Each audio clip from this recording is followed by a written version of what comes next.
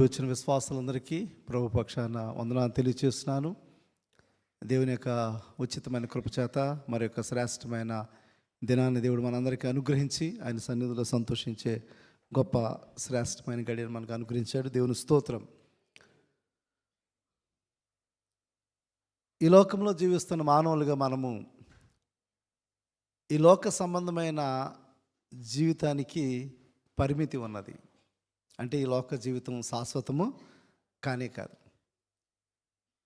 ఈ లోక జీవితం శాశ్వతం కానప్పుడు మనం ఈ లోకంలో జీవిస్తాం. మానవులుగా చాలా సందర్భాల్లో ఈ లోక జీవితంలో అనేకమైన వాటి కొరకు మనం ప్రయాసపడుతూ ఉంటాం. మనిషి ఈ లోకంలో బ్రతకడానికి తిండి కావాలి, బట్టలు కావాలి, ఒక గృహము కావాలి. ఇది ప్రతి మనిషికి కూడా చాలా అవసరమైనవి, ప్రతి మనిషికి సహజంగా అందరికి కూడా కావాల్సినవి. ఇవన్నీ కూడా నీడ్స్, అవసరాలు మనకి.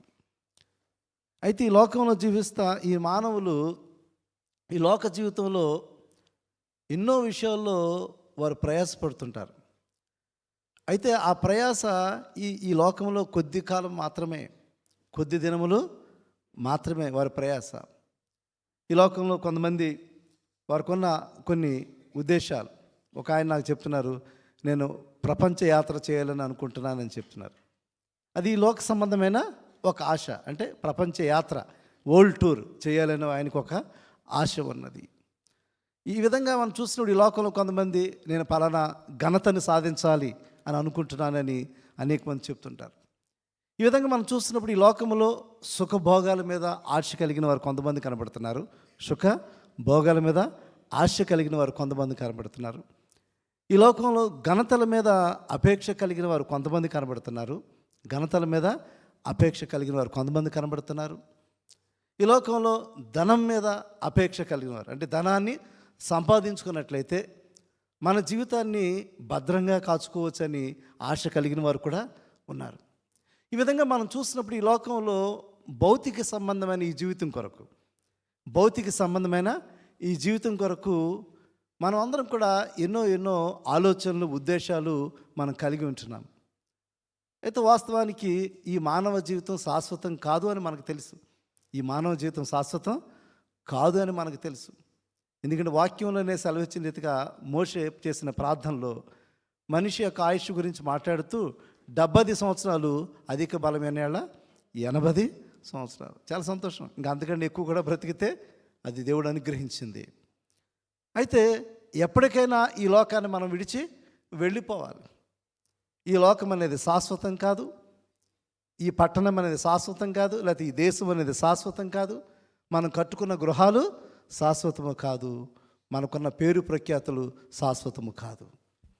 ఇవన్నీ మనం ఆలోచిస్తున్నప్పుడు ఈ లోక సంబంధమైన మానవ జీవితం, లేకపోతే ఈ లోక సంబంధమైన భౌతిక జీవితం కొరకు మనం ఆలోచిస్తున్నట్లయితే ఇటు రీతిగా ఉంటుంది. అయితే క్రైస్తవ విశ్వాసుల యొక్క ఆలోచన విధానం వేరుగా ఉండాలి. క్రైస్తవ జీవితం యొక్క ఆలోచన విధానం వేరుగా ఉండాలి.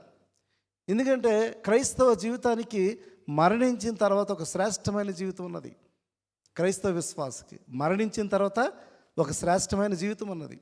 అంటే మరణం అనేది మన జీవితానికి ముగింపు కాదు, ఒక నూతనమైన ప్రారంభము. మరణం అనేది మన జీవితానికి ముగింపు కాదు. ఎందుకంటే క్రీస్తు పునరుద్ధానుడిగా తిరిగి లేచిన తర్వాత మన జీవితంలో గొప్ప జీవ మార్గాన్ని దేవుడు మనకు అనుగ్రహించాడు. అందుకే ఈ దినాన మనం తీసుకున్న అంశము పైనున్న వాటినే వెదుకుడి. మీరేంటి? పైనున్న వాటినే వెదుకుడి. ఎవరు వెదకాలి పైనున్న వాటిని అని చూసినప్పుడు చదవబడిన వాక్య భాగంలో కొలస్సీ పత్రిక 3వ అధ్యాయము 1 నుంచి చూడండి. మీరు క్రీస్తుతో కూడా లేపబడిన వారైతే, ఇది గమనించండి, అండర్లైన్ ద సెంటెన్స్. మీరు క్రీస్తుతో కూడా లేపబడిన వారైతే పైనున్న వాటినే వెదుకుడి. చూసారా? అంటే ఈ ఆశ అందరికీ ఉండకపోవచ్చు. ఈ లోకంలో ఉన్న అందరూ కూడా, మానవులందరికీ ఈ ఆశ ఉంటుందంటే ఈ ఆశ ఉండదు. ఎందుకంటే వారు క్రీస్తుతో తిరిగి లేచిన అనుభవం వారికి ఉండకపోవచ్చు. ఈరోజు దేవుని బిడ్డలుగా చెప్పుకుంటున్న మనం ఒకవేళ మనం కూడా క్రీస్తుతో పాటు లేపబడిన ఎడల మనం క్రీస్తుతో పాటు లేపబడిన ఎడల మన ఆశ ఏమై ఉండాలంటే పైనున్న వాటిని వెతకాలి. అంటే ఇక్కడ ఉన్న క్రైస్తవ విశ్వాసం ఉంటున్న మనందరం కూడా, క్రీస్తు విశ్వాసం ఉంటున్న మనందరం కూడా, పాస్టర్ గారండి మా ఇల్లు కట్టుకోవాలని ఆశ ఉండకూడదా? ఒక ఇల్లు కట్టుకోవాలని ఆశ ఉండకూడదా? లేకపోతే ప్రపంచయాత్ర చేయాలని ఉండకూడదా? లేకపోతే పేరు ప్రఖ్యాతులు సాధించాలని ఉండకూడదా? లేకపోతే డబ్బు సంపాదించాలని ఆశ ఉండకూడదా? లేకపోతే బంగారాన్ని సంపాదించాలని ఆశ ఉండకూడదంటే ఉండకూడదు నేను అనట్లేదు. దాని మీద మన యొక్క లక్ష్యము లేకపోతే దాని మీద మన ధ్యాస పెట్టకూడదు. ఎందుకంటే నువ్వు ఎంత ప్రయాసపడినా ఈ లోకాన్ని నువ్వు విడిచి వెళ్ళిపోవాలి. ఎంతకాలం బ్రతుకుతావో మనకు తెలుసా? అంటే ఇక్కడ 70-80 సంవత్సరాలు చెప్పారు. ముందులోనే చాలామంది వెళ్ళిపోతున్నారు కదా ఈ లోకం నుంచి. చాలామంది ఈ లోకం నుంచి వెళ్ళిపోతున్నారు. మొన్న ఒక 1 వీక్ బ్యాక్ ఒక సహోదరుడు ఒక అబ్రహాం గారి యొక్క సతీమణి యొక్క యజమానుల గురించి నాకు తెలియజేసినప్పుడు నేను చాలా ఆశ్చర్యపోయాను. ఆయన ఇంచుమించు 45 సంవత్సరాల వయసు ఉంటుందంట. ఆయనకి 45 సంవత్సరాల వయసు ఉంటుందంట. ఆయన చక్కని బైక్ రేస్ చేస్తుంటారంట, కార్ రేస్ చేస్తుంటారంట, మంచి ఆటగాడంట ఆయన. ఒకరోజు ఆయన షటిల్కి వెళ్ళాడు. ఆయన షటిల్ గేమ్ ఆడుతూ అక్కడే హార్ట్ అటాక్తో ఆయన చనిపోయారంట. ఆయన జస్ట్ 45 సంవత్సరాలు మాత్రమే. అది తెలిసి నేను చాలా ఆశ్చర్యపోయాను. ఒకసారి ఆలోచించేయండి, మనిషి జీవితం ఎప్పుడు ముగిసిపోతుందో మనకు తెలుసా? మనకి ఎన్నో ఆశలు ఉండొచ్చు. నేను జీవితంలో ఏదో సాధించాలి, నేను జీవితంలో ఏదో పొందుకోవాలి, నేను జీవితంలో పలానా ఇల్లు కట్టుకోవాలి, లేకపోతే నేను పలానాది చేయాలి అని మనం ఏదో అనుకుంటున్నాము. బట్ కొన్ని సందర్భాల్లో నీవు అనుకున్నది సాధించకుండానే మధ్యలోనే మన జీవితం ముగిసిపోవచ్చేమో. మనకు తెలుసా? తెలియదు. కాబట్టి ఈ భౌతిక సంబంధమైన ఈ జీవితం కొరకు మనం ఎంతో ప్రయాసపడుతున్నాము, సమయాన్ని వెచ్చిస్తున్నాము, కష్టపడుతున్నాము, చెమటోడుస్తున్నాము. కానీ అది సాధించకుండానే కొన్ని సందర్భాల్లో నీ జీవితం, ఈ భౌతిక సంబంధమైన జీవితం అది ముగిసిపోవచ్చు. అయితే దేవుని బిడ్డలైన వారి యొక్క గురి ఎలా ఉండాలి? దేవుని బిడ్డలైన వారు దేనిని వెతకాలి, ఎందుకు వెతకాలి అని చూసినట్లయితే చెప్పబడిన వాక్యంలో మీరు క్రీస్తుతో కూడా లేపబడిన వారైతే, ఎందుకంటే గడిచిన వారమే పునరుద్ధాన పండుగ మనము చేసుకున్నాము. పునరుద్ధారణ యేసుక్రీస్తు మనకిచ్చిన విజయములలో ఎన్నో గొప్ప అద్భుతమైన విజయాలు దేవుడు మనకి అనుగ్రహించాడు. కాబట్టి మనం క్రీస్తుతో కూడా లేపబడిన వారమైతే ఈ పాప జీవితంలో క్రీస్తుతో మనం సిలువ వేసుకోవాలి. ఎప్పుడైతే అప్పుడు క్రీస్తుతో మనం లేపబడతామో మన జీవితానికి ఒక సంపూర్ణమైన సత్యమైన మార్గాన్ని క్రీస్తు ద్వారా మనకి దేవుడు అనుగ్రహించాడు. రోమాపత్రిక 6వ అధ్యాయము 11వ వచనం చూసినప్పుడు, రోమాపత్రిక 6వ అధ్యాయము పాప విషయమై మృతులుగా, అంటే క్రీస్తుతో మనం జీవిస్తున్నట్లయితే, క్రీస్తుతో పాటు మనం జీవిస్తున్నట్లయితే పాప విషయమై మృతులై ఉండాలి. పాప విషయమై మృతులుగాను, దేవుని విషయమై క్రీస్తు యేసునందు సజీవులుగాను మిమ్ములు మీరే ఎంచుకున్నాడు. ఎవరైతే క్రీస్తులో జీవిస్తుంటారో, క్రీస్తు నందు జీవిస్తుంటారో, క్రీస్తుతో జీవిస్తున్నారో పాపమునందు మృతి చెందాలి. వాళ్ళు ఏం చేయాలి? వాళ్ళు పాపమునందు మృతి చెందాలి. అంటే పాపమునందు మృతి చెందకుండా వాళ్ళు క్రీస్తుతో లేపబడిన అనుభవాన్ని వారి జీవితంలో ఎప్పుడు కూడా పొందుకోలేరు. అది విడిచిపెట్టకుండా, పాప జీవితాన్ని విడిచిపెట్టకుండా క్రీస్తుతో తిరిగి లేచే అనుభవాన్ని వారి జీవితంలో ఎన్నడూ కూడా పొందుకోలేరు. ఆ ఎన్నడూ పొందుకున్నప్పుడు పాపములో నిలిచి ఉన్నప్పుడు, పాపములో జీవిస్తున్నప్పుడు వారి ఆశలన్నీ కూడా భూ సంబంధమైన ఆశలే ఉంటాయి, భౌతిక సంబంధమైన ఆలోచనలు కలిగి ఉంటాయి. ఆ భౌతిక సంబంధమైన ఆలోచనలు అది శాశ్వతమైనది కాదనే విషయాన్ని వారు గుర్తించలేకపోతారు. కాబట్టి క్రీస్తుతో కూడా మనం లేస్తున్నట్లయితే పాపములో మృతి చెందిన వారు కూడా, అంటే ఈ లోకంలో పాప జీవితాన్ని మన జీవితంలో అన్నీ కూడా మనం చంపివేసిన వారుగా, పాపములన్నీ కూడా విసర్జించిన వారుగా, పాప జీవితాన్ని మనము విసర్జించి క్రీస్తు రక్తంలో కడగబడినట్టయితే క్రీస్తుతో కూడా లేపబడిన అనుభవాన్ని మనం కలిగి ఉంటాం. మన పాప జీవితాన్ని క్రీస్తు రక్తంలో ఎప్పుడైతే మనము కడిగిన అనుభవాన్ని మనం పొందుకుంటామో అప్పుడే క్రీస్తుతో కూడా తిరిగి లేచిన అనుభవాన్ని మనము పొందుకుంటాం. ఎప్పుడైతే క్రీస్తుతో కూడా లేచిన అనుభవాన్ని పొందుకుంటారో ఈ లోక సంబంధమైన జీవితం మీద వారు ఏమాత్రం కూడా మనసు పెట్టకూడదు. ఈ లోక సంబంధమైన పద్ధతుల మీద, ఈ లోక సంబంధమైన ఆజ్ఞలకు, ఈ లోక సంబంధమైన జీవితం మీద ఏమాత్రం కూడా అనుసరించకూడదు. ఎందుకంటే మనము దేవునిలో మనం జీవిస్తున్న మనము, క్రీస్తులో తిరిగి లేచిన అనుభవాన్ని పొందిన మనము వీటన్నిటిని అనుసరించకూడదు. ఒకవేళ నువ్వు వీటినన్నీ అనుసరిస్తున్నట్లయితే ఇంకో తిరిగి లేచిన అనుభవం నీ జీవితంలో లేనే లేదు. దేవుని వాక్యం ఆదేశాలు వేస్తుంది. కొలస్సీ పత్రిక 2వ అధ్యాయము 20వ వచనం చూసినప్పుడు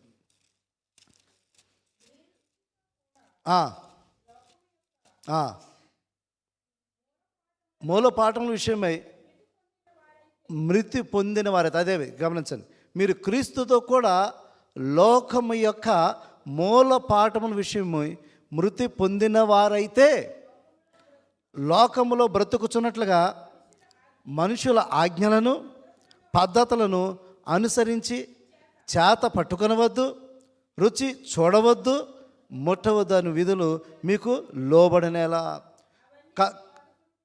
అవన్నీ వాడుకునే చేత నశించి పోను. కాబట్టి మనం క్రీస్తుతో కూడా లేచిన వారమైతే ఈ లోక సంబంధమైన పద్ధతులను ఆజ్ఞలను మనం పాటించకూడదు, వాటికి లోబడకుండకూడదు.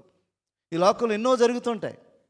ఈ లోకంలో అనేకమైన పద్ధతులు, అనేకమైన సంస్కృతులు, అనేకమైన కార్యాలు లోకంలో జరుగుతుంటాయి. ఎందుకంటే ఇక్కడ కొద్ది గంటలే మనం ఉంటున్నాం, కానీ మిగతా గంటలంతా కూడా మనం లోకంలోనే జీవిస్తున్నాం కదా, లోకంలోని మనుషులతో జీవిస్తున్నాం కదా.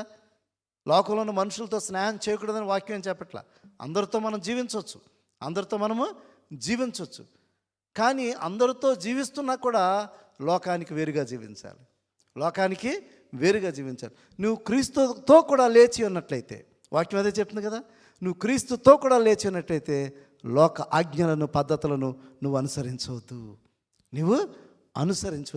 లోక మర్యాదను నువ్వు అనుసరించవద్దు. లేదండి, ఫలానా సహోదరి ఇటు రీతిగా వెళ్తుంది, ఫలానా కుటుంబం ఇలాగుంటుంది, నేను కూడా అలాగనే ఉంటానంటే నువ్వు లోకంతో వెళ్ళిపోతున్నావు. నువ్వు క్రీస్తుతో కూడా నువ్వు నడవట్లేదు, నువ్వు క్రీస్తుని కలిగి నువ్వు జీవించట్లేదు. లోకంలో అనేకమైన పద్ధతులు వస్తున్నాయి, లోకంలో అనేకమైన సంస్కృతులు మనం చూస్తున్నాం, అనేకమైన కొత్త కొత్త పద్ధతులను నేటి సమాజం మనం చూస్తున్నాం. ఒకప్పుడు చూడని పద్ధతులు, మనం చూస్తున్నాము. ఈరోజు అనేకమైన అపవిత్రమైన కార్యాలు ఈ లోకంలో జరుగుతున్నాయి. స్త్రీ వివాహం చేసుకునే పద్ధతులు వచ్చినాయి. మరి బైబిల్ దానికి వ్యతిరేకం. అది ఒకప్పుడు అటువంటి సాంప్రదాయాలు లేవు, అటువంటి పద్ధతులు లేవు. ఈ విధంగా చూస్తున్నాం. పురుషుడు వివాహం చేసుకునే పద్ధతి ఇది దేవుని చిత్తానికి విరుద్ధమైనది, దేవుడు ఏర్పాటు చేస్తున్న వివాహ వ్యవస్థకు విరుద్ధమైనది. ఈ విధంగా మనం చూసినప్పుడు లోకంలో అనేకమైన పద్ధతులు, లోకంలో అనేకమైన సంస్కృతులు, అనేకమైన చెడు విధానాలు ఈ లోకంలో మనం చూస్తున్నాము. అయితే నువ్వు క్రీస్తుతో కూడా లేచినట్లయితే వాటన్నిటిని కూడా పాటించకూడదు, వాటి పద్ధతులను నువ్వు అనుసరించకూడదని దేవుని వాక్యం మనకు సెలవిస్తున్నది.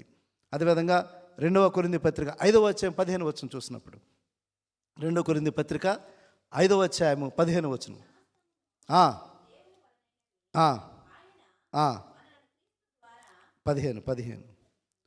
5:15 జీవించువారు ఇక మీదట తమ కొరకు కాక తమ నిమిత్తము మృతి పొంది తిరిగి లేచిన వారి కొరకే జీవించుటకు ఆయన అందరి కొరకు మృతి పొందినని నిశ్చయించుకొనుచున్నాను.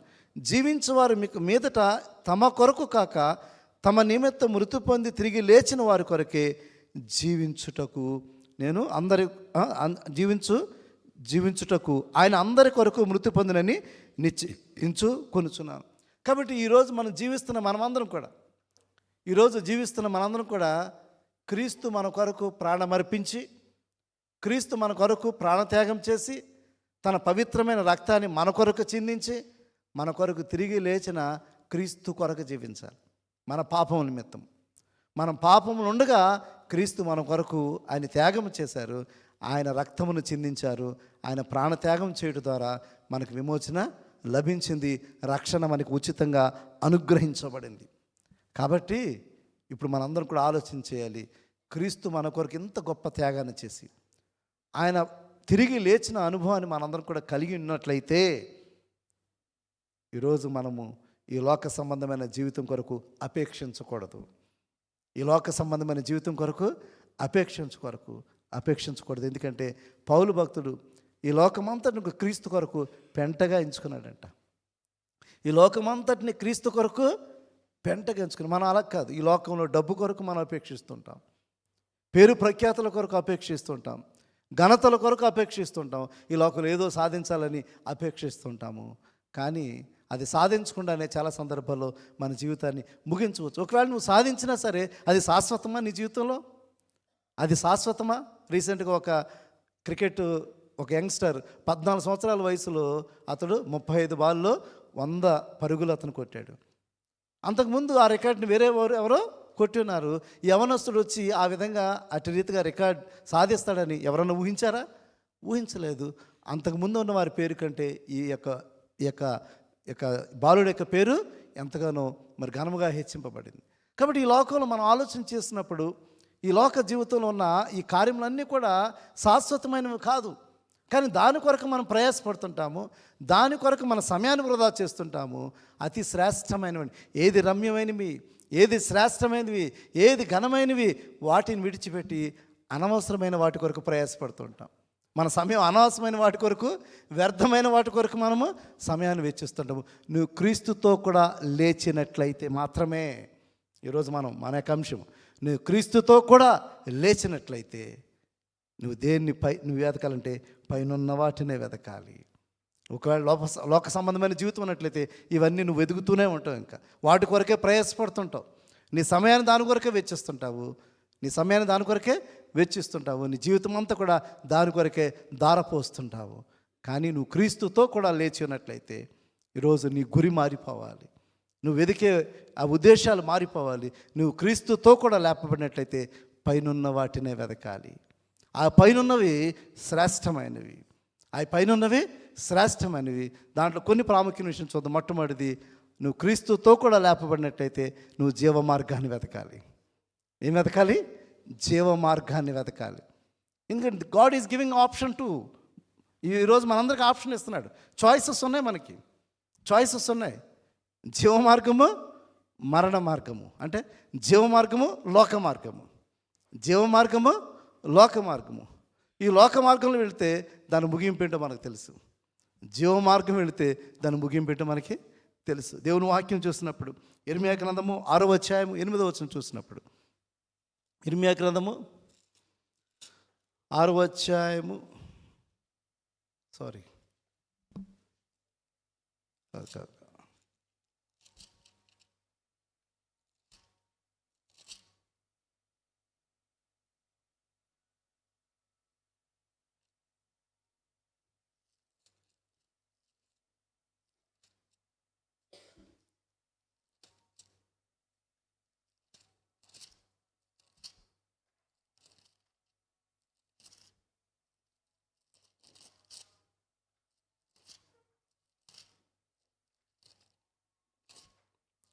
ఇర్మియా గ్రంథంలోనే రిఫరెన్స్ మిస్ అయింది, గమనించండి. ఎంతమ్మ రిఫరెన్స్ అంతది? 6:16. ఓకే, ఇర్మియా గ్రంథము 6:16 చూడండి. అది కాదమ్మా, అది కాదు.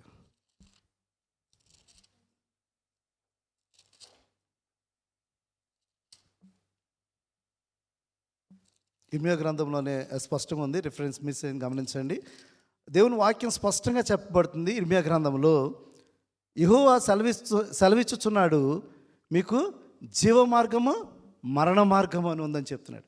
జీవ మార్గము, మరణ మార్గం అని చెప్తున్నాడు. అంటే 2 మార్గాలు మనకి ఉన్నాయి. ఆ 2 మార్గాల్లో మనం ఏదైతే మనం ఎంచుకుంటామో దాని ద్వారా మన ముగింపు మనకు ఖచ్చితంగా ఉంటుంది. మనం ఎంచుకున్న మార్గాన్ని బట్టి మన ముగింపు ఉంటుందని దేవుని వాక్యం మనం స్పష్టంగా మనం సెలవిస్తుంది. కాబట్టి ఈ లోకంలో మనం జీవిస్తున్నప్పుడు మన ముందు మనకి ఆప్షన్స్ కనబడుతున్నాయి. అయితే మనం ఎంచుకున్న మార్గము సరైనది అన్నప్పుడు సరైన మార్గం ద్వారా ఆ గమ్యానికి మనం చేరుకుంటుంటాం. ఒకటి జీవ మార్గము, రెండోది మరణ మార్గం అని దేవుని వాక్యం సెలవిస్తుంది. ఒకటి జీవ మార్గము, రెండోది మరణ మార్గం అని దేవుని వాక్యం సెలవిస్తుంది.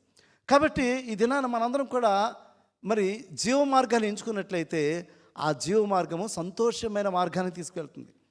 ఆ జీవ మార్గం ఎక్కడ తీసుకెళ్తుందంటే సంతోషమైన గమ్యానికి మనకి తీసుకెళ్తుంది. ఎందుకంటే ఈ లోకంలో మనం చనిపోతాం, ఈ లోకంలో మనం చనిపోతాం. కానీ ఈ లోకంలో చనిపోయిన మనము ఆ తదుపరి మనకి శ్రేష్టమైన జీవితం ఉన్నది మనకి. అది ఎక్కడంటే ఆ శ్రేష్టమైన జీవితం 21:8 ఈ ప్రజలతో నీవట్లను యెహోవా సెలవిచ్చినదేమనగా జీవ మార్గమును మరణ మార్గమును నేను మీ ఎదుట ఉంచినాను. Thank you. ఇర్మియా గ్రంథము 21:8 జీవ మార్గమును మరణ మార్గమును నేను నీ ఎదుట పెట్టుచున్నానని చెప్తున్నాను. అంటే దేవుడు మన ముందు పెడుతున్నాడు, జీవ మార్గాన్ని పెడుతున్నాడు, మరణ మార్గాన్ని పెడుతున్నాడు. Choice is yours. ఎంపిక నువ్వు చేసుకోవాలి, ఎంపిక నువ్వు చేసుకోవాలి. నువ్వు జీవ మార్గాన్ని ఎంచుకున్నట్లయితే దాని గమ్యము దేవుని రాజ్యమునానికి ప్రవేశింపచేస్తుంది. దాని గమ్యము సంతోషమైన స్థలానికి దీన్ని తీసుకువెళ్తుంది. ఆ గమ్యము సంతోషకరమైన స్థలానికి నేను తీసుకువెళ్తుంది. అక్కడ దేవుడు ఉండే స్థలం అది. నేను అక్కడ ఉంటానని చెప్తున్నాడు. యేసయ్య చెప్తున్నాడు కదా, ఆయన అక్కడ ఉండు స్థలము, తండ్రి దగ్గర ఆయన ఉండు స్థలము, అది సంతోషకరమైన స్థలముగా ఉన్నది. కాబట్టి భక్తుడైన మరి దావీదు కూడా అదే చెప్తున్నాడు. భక్తుడైన దావీదు ఏమన్నాడు? కీర్తన 16:11 చూసినప్పుడు, కీర్తన 16:11 చూసినప్పుడు, జీవ మార్గమును నీవు నాకు తెలియచేసేదవు, నీ సన్నిధిని సంపూర్ణ సంతోషము కలదు, నీ కుడి చేతిలో నిత్యము సుఖములు కలవు. జీవ మార్గము నువ్వు నాకు తెలియచేసేదవు, నీ సన్నిధిని సంపూర్ణ సంతోషము కలదు అని చెప్తున్నాడు. అంటే ఆయన సన్నిధిలో సంపూర్ణ సంతోషం కలదు. ఎవరి సన్నిధిలో? దేవుని సన్నిధిలో. దేవుడు ఉండే స్థలములో నిత్యము సంతోషమే, ఇంకా దుఃఖము వేదన ఏముండదు. ఎందుకంటే దేవుడు అక్కడ శాశ్వతమైన ఆ స్థలములో, ఆ నిత్యమైన స్థలములో ఎల్లప్పుడూ కూడా మనకు సంతోషం ఉంటుంది. అదేవిధంగా అపొస్తల కార్యంలో కూడా భక్తులైన దావీదు మాటలను అక్కడ కోట్ చేసిన సందర్భాన్ని చూసినట్లయితే, అపొస్తల కార్యములు 2వ అధ్యాయం 27-28 వచనాలు చూసినప్పుడు, అపొస్తల కార్యములు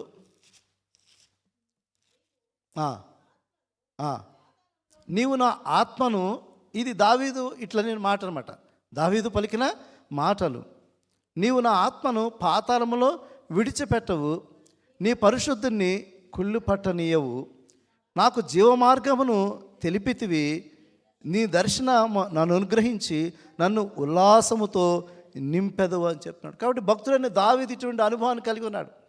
ఆ జీవ మార్గాన్ని నాకు చూపించావు, ఆ జీవ మార్గం ద్వారా నాకు ఉల్లాసమును నాకు అనుగ్రహించావు, ఎందుకంటే నా ఆత్మను పాతాళములో నువ్వు కుళ్ళి పట్టనివ్వు అని చెప్తున్నాడు. అంటే మన ఆత్మను దేవుని రాజ్యానికి తీసుకువెళ్ళేది దేవుడే. మన ఆత్మను దేవుని రాజ్యానికి తీసుకువెళ్ళేది దేవుడే. మనం క్రీస్తుతో కూడా లేపబడినట్లయితే అది సాధ్యమవుతుంది.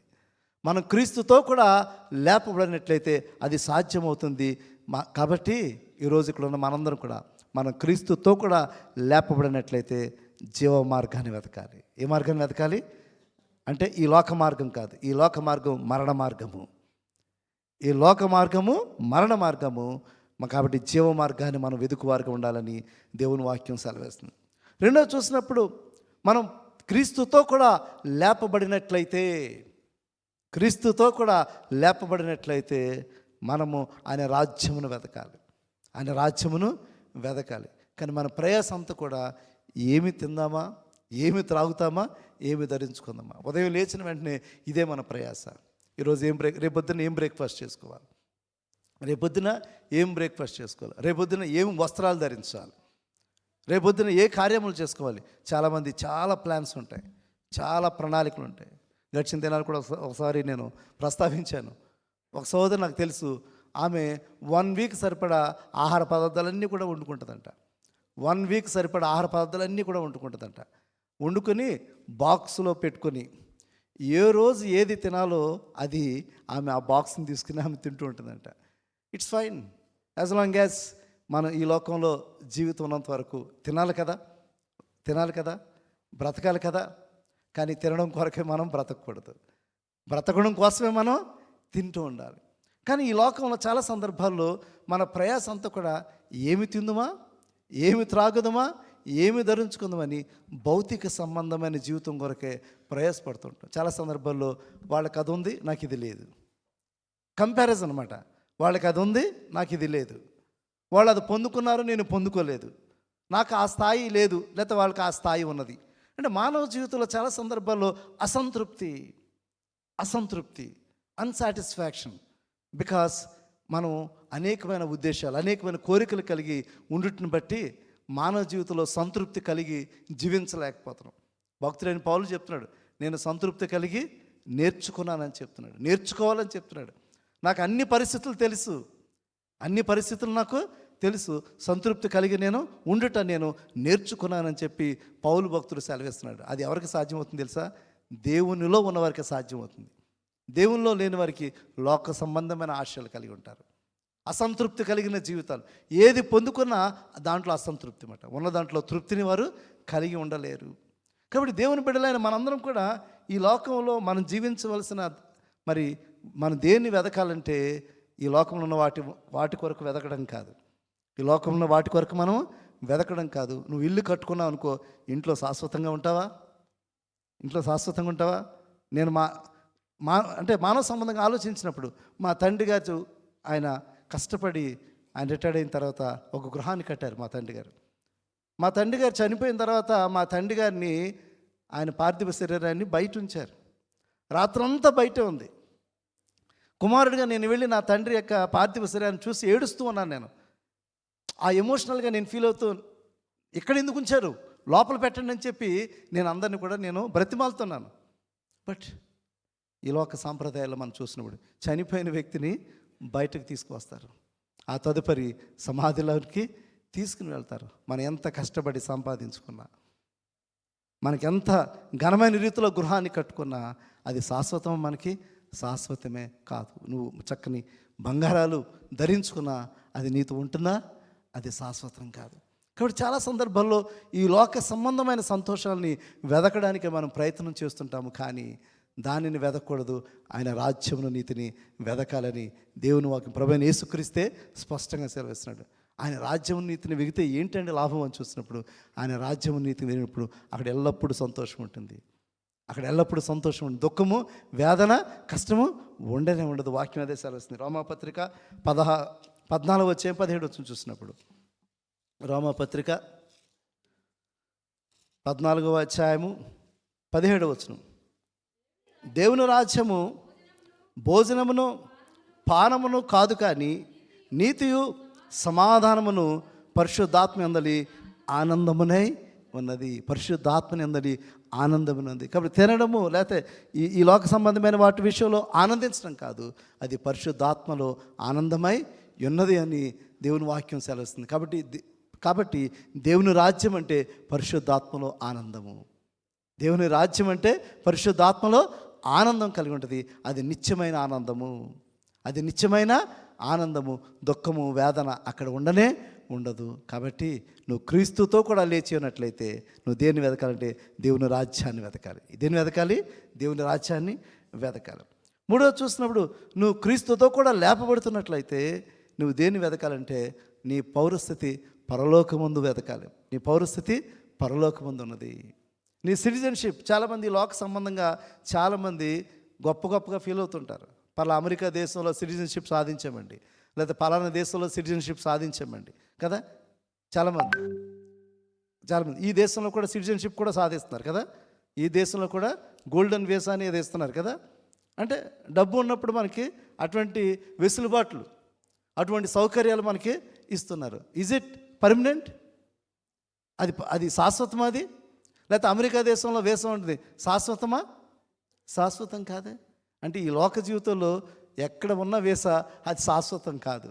బెహ్రాన్లో ఉన్న వీసా శాశ్వతం కాదు, లేదా అమెరికా దేశంలో ఉన్న వీసా శాశ్వతం కాదు, లేదా ఆస్ట్రేలియాలో ఉన్న వీసా కూడా శాశ్వతం కాదు. ఇస్తున్నారు చాలామంది. అమెరికా దేశంలో కూడా 5 కోట్లు కడితే అక్కడ వీసా ఇచ్చేస్తారంట, శాశ్వతంగా పర్మనెంట్ వీసా అక్కడ ఇస్తుంటారంట.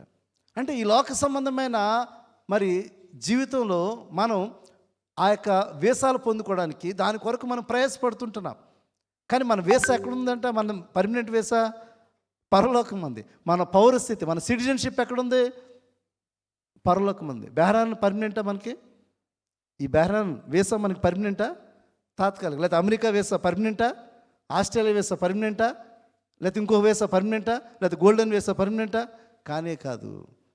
పరలోకంలో ఉంది చూసారా, అదే మనకి పర్మనెంట్ వీసా. ఆ వీసా మనం పొందుకోవడానికి దేవుడు ఉచితంగానే ఇస్తున్నాడు. దానికి 10,000 దినార్లు ఏం కట్టవసరం లేదు. నువ్వు దానికి 10,000 దినార్లు ఏమి కూడా నువ్వు కట్టవసరం లేదు. ఉచితంగానే పొందుకోవచ్చు. నువ్వు క్రీస్తుని విశ్వసించినప్పుడు, క్రీస్తుని రక్షకుడుగా నువ్వు విశ్వసించినప్పుడు, ఆయన రక్తంలో నువ్వు కడగబడినప్పుడు ఆయన ద్వారా ఉచితంగా నువ్వు రక్షణ పొందుకుంటున్నావు. కాబట్టి ఆ వీసా నీకు ఫ్రీగానే ఇస్తున్నాడు. కాబట్టి నువ్వు దేన్ని వెతకాలంటే పరలోకమున ఉన్న వీసా కొరకు వెతకాలి. నువ్వు దేన్ని వెతకాలి? పరలోకమున్న వీసా కొరకు నువ్వు వెతకాలి. ఈ లోక సంబంధమైన వీసాల కొరకు నువ్వు ప్రయాసపడవసరం లేదు. ఈ తాత్కాలికమే. ఏదో రోజు ఎక్కడి నుంచి నువ్వు వెళ్ళిపోవాలి, ఏదో రోజు అమెరికా నుంచి వెళ్ళిపోవాలి. అమెరికాలో కూడా ఈ మధ్యకాలంలో చాలా రూల్స్ అండ్ రెగ్యులేషన్స్ వచ్చేసినాయి.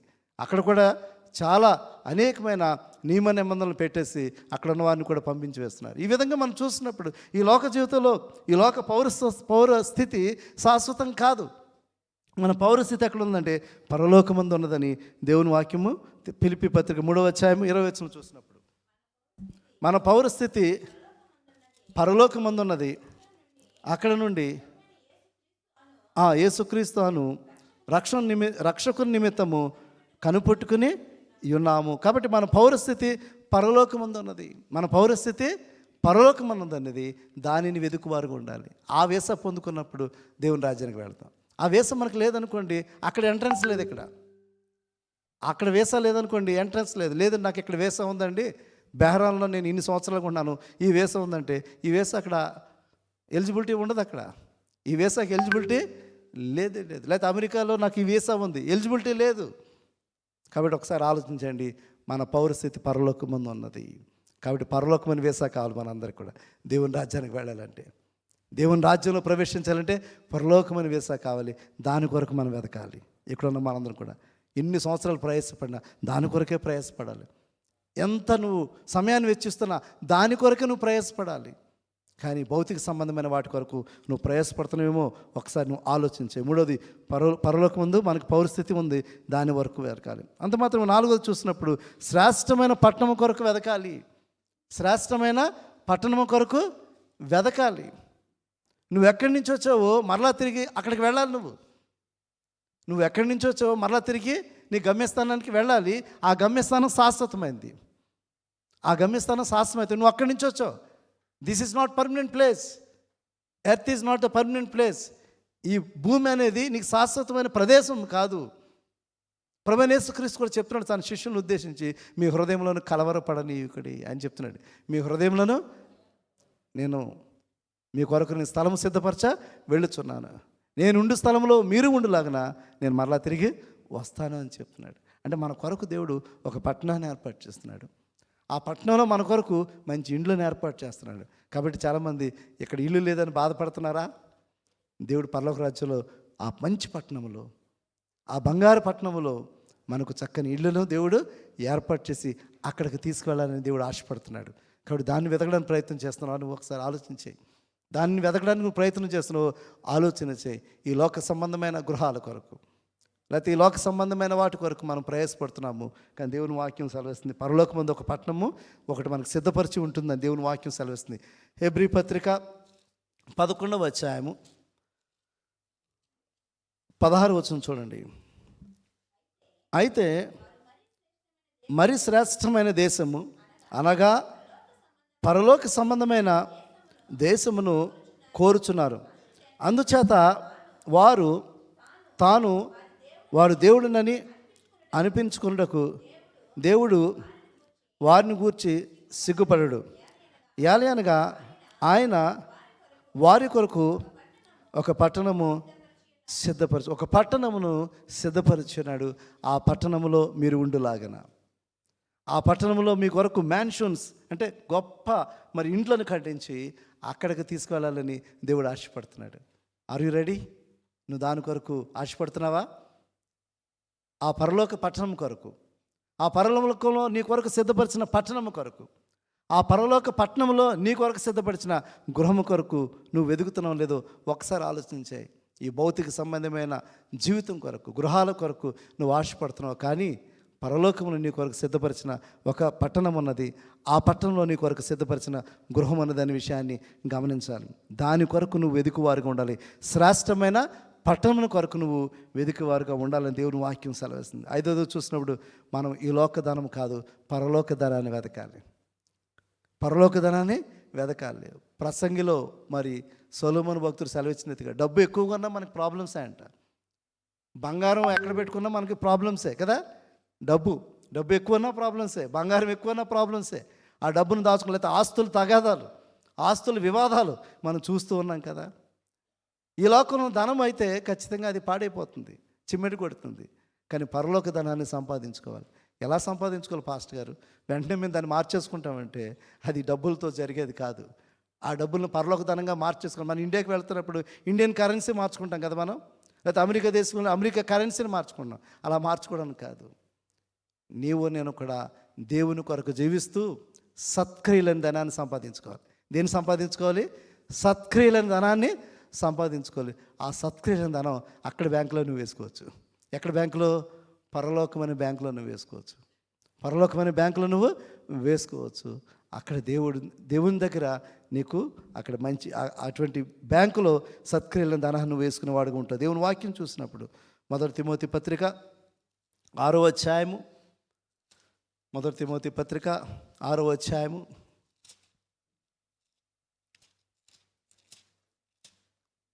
18వ వచనం చూడండి.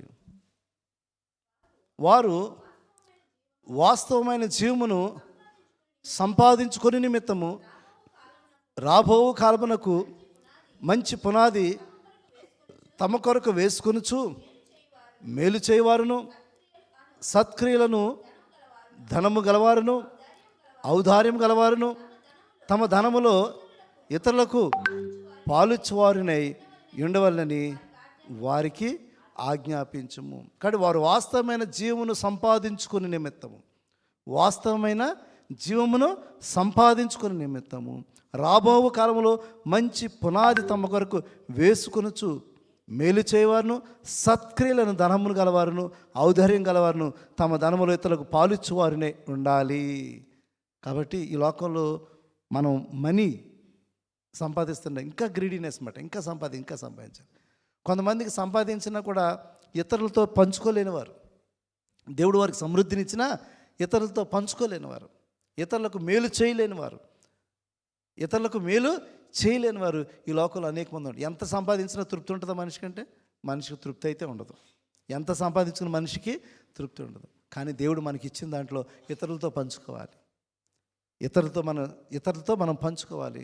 ఇతరుల కష్టాల్లో ఆదుకోవాలి, ఔదార్యం చూపించాలి, దయను చూపించాలి, కనికరాన్ని చూపించాలి. అటు రీతిగా నువ్వు సత్క్రియలను ధనాన్ని నువ్వు సంపాదించుకున్నప్పుడు నువ్వు పరలోకము ధనాన్ని నువ్వు సంపాదించుకోవచ్చు అని దేవుని వాక్యం మనకి సెలవిచ్చిన రీతిగా మత్తయి సువార్త 6:19-20లో సెలవిచ్చిన రీతిగా మత్తయి సువార్త 6:19 భూమి మీద మీ కొరకు ధనము కూర్చుకొనవద్దు, ఇక్కడ చిమ్మెటియు తుప్పుయు తినివేయను, దొంగలు కన్నం వేసి దొంగిలించదురు. పరలోకమందు మీ కొరకు ధనము కూర్చుకోండి. పరలోకమందు ధనము కూర్చుకోండి. ఆ ధనము మీ సత్క్రియలు. మీరు దేవుని కొరకు జీవించే జీవితమే. ఆయన మిమ్మల్ని ప్రేమించాడు, మీరు కూడా ఒకరినొకరు ప్రేమించాలి. ఆయన మిమ్మల్ని కనికరించాడు, మీరు కూడా ఒకరినొకరు కనికరించాలి. ఆయన మీ ఏళ్ళ దయ చూపించాడు, మీరు కూడా ఒకరికొకరు దయ చూపించాలి. అట్టి రీతిగా మీరు జీవిస్తున్నప్పుడు ఆ సత్క్రియలేని ధనము దేవుని రాజ్యంలో మీ కొరకు దాచబడి ఉంటుంది. అది మీరు అక్కడ ప్రిజర్వ్ చేసుకుంటున్నారు, కానీ పరలోకమైన ధనమాన్ని వెదుకువారుగా ఉండాలని దేవుని వాక్యం సెలవిస్తుంది. చివరిగా చూసినట్టయితే క్రీస్తు ప్రత్యక్షత కొరకు వెదుకువారుగా ఉండాలి. మనందరం కూడా సిద్ధపాటు ఏంటంటే ఈ రోజైతే మనం ఎప్పుడైతే ఏదో రోజు చనిపోతాం మనం, today and tomorrow we do not know. ఎప్పుడు ఆ పిలుపు వస్తుందో మనకు తెలియదు, ఎప్పుడు పిలుపు మనకు వస్తుందో మనకి తెలియదు. నువ్వు సంపాదించిన ఆస్తుపాస్తులు, నీ సంపాదించిన ఘనతలు, నువ్వు సంపాదించిన పేరు ప్రఖ్యాతులు, నువ్వు సంపాదించినవి ఏదైనా సరే అది ఈ లోకంలో మాత్రమే పరిమితమైంది, అది తాత్కాలికమైంది. కానీ మనకు దేవుడు అనుగ్రహించిన జీవ మార్గము అది క్రీస్తు ప్రత్యక్షమైనప్పుడు ఆయన మహిమలో మనం కూడా చేరులాగున, ఆయన మహిమలో మనం కూడా చేరున. కొలస్సీ పత్రిక 3వ అధ్యాయంలో మనం ఇందాక చదివిన కొలస్సీ పత్రిక 3వ అధ్యాయము 4వ వచనం. ప్రత్యక్షమైనప్పుడు మీరు ఆయనతో కూడా మహిమయందు ప్రత్యక్ష పరుచుడు. కాబట్టి మీరు క్రీస్తుతో కూడా లేపబడినట్లయితే, పైనున్న వాటిని వెదికినప్పుడు, మీరు మనకు జీవమైన క్రీస్తు ప్రత్యక్షమైనప్పుడు, మనకు జీవమైన క్రీస్తు ప్రత్యక్షమైన మీరు ఆయనతో కూడా మహిమయందు ప్రత్యక్ష పరచబడుదురు. కాబట్టి ఇక్కడున్న మనందరం కూడా ఒక్కసారి మరలా ఆలోచన చేయండి. ఇక్కడున్న మనందరం కూడా మరలా ఆలోచన చేయండి. మనం క్రీస్తుతో కూడా లేపబడినట్లయితే, మనం క్రీస్తుతో కూడా లేపబడినట్లయితే నీ ఆశలు, లేకపోతే నీ యాస్పిరేషన్స్, నీ డ్రీమ్స్ అన్నీ కూడా మార్చుకోవాలి. అవన్నీ ఇవే ఉన్నాయి. ఒకటి, జీవ మార్గాన్ని వెతకాలి, ఆయన రాజ్యమును వెతకాలి, పరలోక పరిస్థితిని వెతకాలి, శ్రేష్టమైన పట్టణాన్ని వెతకాలి, పరలోక ధనాన్ని వెతకాలి. క్రీస్తు ప్రత్యక్షతను వెదుకువారుగా ఉన్నప్పుడు, ఖచ్చితంగా ఆయన ప్రత్యక్షమైనప్పుడు, ఆయన తిరిగి వచ్చినప్పుడు నీవు కూడా ఆయన మహిమలో ప్రత్యక్షపరచబడి ఆయనతో పాటు దేవుని రాజ్యంలో ప్రవేశించే ధన్యత నీకు నాకు దేవుడు అనుగ్రహించబోతున్నాడు. దేవుడి మాటలు దీవించును గాక. ఆమేన్.